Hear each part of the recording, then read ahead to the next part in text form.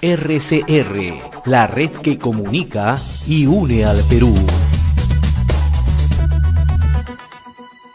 Vamos a comunicarnos esta hora, damos la bienvenida a nuestro programa a señor Fernando Castillo Torres, especialista en gestión social y manejo de conflictos sociales. Fernando, gracias por este contacto, buenas tardes. Muy buenas tardes, Lizardo, un gusto volver a saludarlo.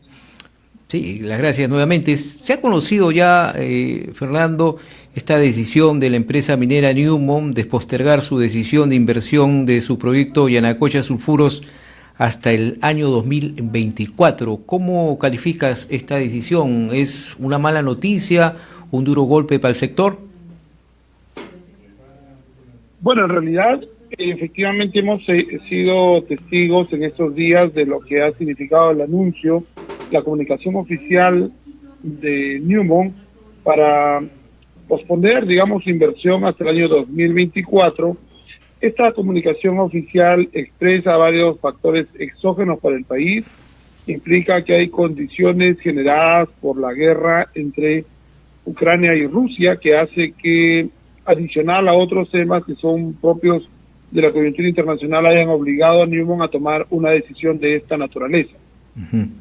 Bien, esta decisión, como tú lo dices, es consecuencia, pues, como lo dicen ellos mismos también en comunicado, de esta crisis mundial que se ha suscitado en la guerra, ¿no?, de Ucrania y Rusia, y también el incremento de materias primas. Esto, ¿cómo podríamos calificarlos también? Porque si bien es cierto, hay de parte del Ministerio de Economía y Finanzas, el titular del sector, Culburneo, da la confianza para mayor inversiones, pero mientras tanto, el sector laboral, de parte del Ministerio de Trabajo, pone trabas, ¿no?, en diversas disposiciones que han dado en el campo laboral.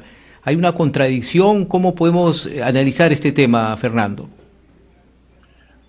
Yo creo que hay varios elementos que se están integrando acá en este tipo de decisiones que están tomando algunas compañías en el marco de lo que se ha venido desarrollando en el país. Hay situaciones que en muchas oportunidades genera preocupación, básicamente en sectores que requieren pues tener predictibilidad, requieren contar con elementos de estabilidad en las normas, entre otros fundamentos que hacen que la inversión deba fluir en los países, en este caso mineros como el nuestro.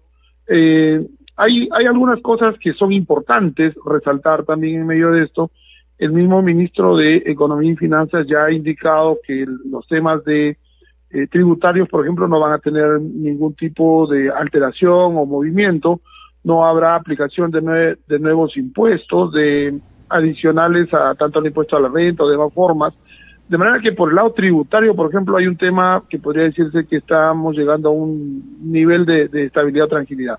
Lo complejo es la parte laboral, como tú lo has considerado, Lizardo, está pendiente aún de algún tipo de decisiones que el Congreso debe haber en relación a los temas de tercerización. Y ya varias empresas han tenido que recurrir al Poder Judicial para alcanzar algunas medidas cautelares, por cuanto gran parte del trabajo que se desarrolla es trabajo de alta especialización que no es para personal de planta o no es el centro del negocio. Entonces, ese tipo de trabajos definitivamente son y deben ser desarrollados por compañías que brindan estas tareas específicas y puntuales que no pueden ser incorporados a la planilla de ninguna empresa, ¿no? Uh-huh. ¿Y cómo influye también el panorama político que se vive en el país? ¿Esto influye de alguna manera? A ver, la región en general se encuentra convulsionada, ¿no? Hemos visto lo que ha pasado en Chile, lo que está pasando en Argentina, las protestas de hace 2 meses que paralizaron el Ecuador durante 2 semanas, el resultado electoral que ha tenido Colombia, se avisora que probablemente el presidente Lula retorne al mandato en Brasil, de manera que tenemos un contexto de la subregión sur de América del Sur complicado en general. Son vientos que están llegando y que debemos de saber sacar adelante esta condición, esta situación. El país ha venido atravesando una confrontación entre el Congreso y el Ejecutivo durante los últimos 14 meses, que ha generado pues este marco de inestabilidad. Sin embargo, para la mayoría de analistas coinciden en que hay 2 elementos acá que estarían pasando a ser un segundo plano. El primero de ellos es que, y el mismo partido de gobierno ha tomado en cuenta que ya prácticamente no es posible sacar adelante una nueva constitución. Ya fue archivado también este pedido por el Congreso de la República en el momento que le tocó debatirlo, y por el lado del Congreso tampoco existen los votos para establecer una vacancia, de manera que creo que es necesario, importante, que en aras de poder darle la tranquilidad, no tanto al inversionista que ya se encuentra acá, porque ya conoce estas situaciones que el Perú pasa en su escenario político, sino que aquel que tenga la intención de venir al país sienta que estas son condiciones que no le debieran afectar en el tiempo, ¿no? El día de hoy por la mañana el señor presidente de la República ha visitado al presidente del Parlamento.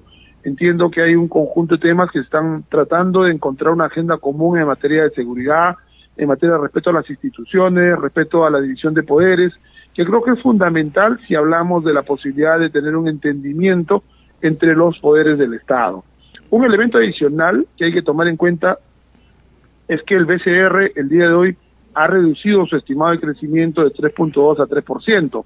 Son varias las motivaciones que eso incurre, pero recordemos que hay también un nivel de corresponsabilidad, no solamente en el marco de la confianza que debe haber para la inversión privada, sino entre lo que los estamentos de gobierno locales, regionales y nacional tienen como responsabilidad para ejecutar el presupuesto público y llegar a mover la aguja de la economía.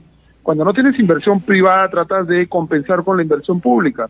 Sin embargo, estamos a pocos días de terminar el mes de septiembre, en donde ya deberíamos ir al 70-75%, y la inversión pública no llega al 40% en lo que es ejecución de proyectos. Entonces, eso también va a significar un problema, porque los supuestos que el MEF tiene para poder salir del tema de ausencia de inversión es acelerar la inversión pública y generar otras formas de inversión privada que, dado a la coyuntura, yo veo bastante complejo que pueda darse en ese sentido, ¿no? Y sobre todo, Fernando, porque hay proyectos paralizados importantes, ¿no? En culminación, como por ejemplo podemos mencionar que Quellaveco, la ampliación de Toromocho, que tienen que ser impulsadas para darle mayor movimiento económico a nuestro país. Ese es parte del propio gobierno que tiene que impulsar ello. En el caso de Quellaveco, prácticamente ya terminó el flujo de inversión, y Quellaveco ya está en fase de inicio de producción. En el caso de Toromocho tiene una ampliación que tiene dos fases. La fase 1 está culminada y la fase 2 tiene un promedio de 700 a 800 millones de dólares, si mal no recuerdo, como inversión fresca, que sería la única que estaría pendiente. Además está, digamos, ya avanzado, ¿no? Y hay pequeñas ampliaciones como Santa María, que está también ahí avanzándose en el norte. Importante lo que el grupo Hochschild tenga que desarrollar en Inmaculada también. Y bueno, lo demás efectivamente, como dice Lizardo, todavía con diversas dificultades. El MEF veo que todavía considera San Gabriel, y San Gabriel está en este momento con condiciones sociales algo complejas. Yo creo que necesitamos que el Ministerio de Energía y Minas dé pasos más osados en la labor de promoción de inversiones, acelerar las exploraciones que están pendientes por procesos de consulta previa. En este momento estamos con el corredor minero bloqueado, por ejemplo, porque en Espinar hay un conjunto de 11 comunidades que están planteando una agenda que tiene que ver con la consulta previa, que no se ha logrado desarrollar hasta la fecha. Ese es un tema bastante extenso que podríamos tocarlo, pero que sin embargo no está siendo debidamente abordado, y que Corcovado ya estamos por casi 3 años y no termina de hacerte la consulta. Entonces es necesario que también identifiquemos en dónde están los cuellos de botella que hagan que fluya la inversión en los distintos lugares en donde se presente esta oportunidad. Ahora, finalmente, Fernando, esta decisión de Newmont, ¿cómo va a golpear a la economía de Cajamarca? ¿Cómo tú analizas ello? Las inversiones en proyectos mineros de esta dimensión tienen componentes entre digamos, la mano de obra, los equipos, el tipo de servicio, adquisición de bienes y servicios en general, locales y nacionales. Definitivamente cualquier tipo de flujo de inversión, Lizardo, sea pública o privada, tiende a afectar a la cadena que se debía generar a partir de la inyección de estos recursos. Cuando hablamos de Newmont y los 2.000 millones que de repente está posponiéndolos por un año más, hay que tener en cuenta también que las demás inversiones que hay en la zona debemos buscar cómo compensar si esta no ingresa. Si yo tengo 2.000 millones de dólares que no van a ingresar por diversas razones, debo acelerar y agilizar la inversión pública. 2.000 millones de dólares son 8.000 millones de soles y la región tiene más de 20.000 que no se ejecutan. Entonces es importante que tengamos en cuenta que ya empezar a ver cómo recuperar y cómo salvar la economía en los lugares en donde esta empieza a tener dificultades, ¿no?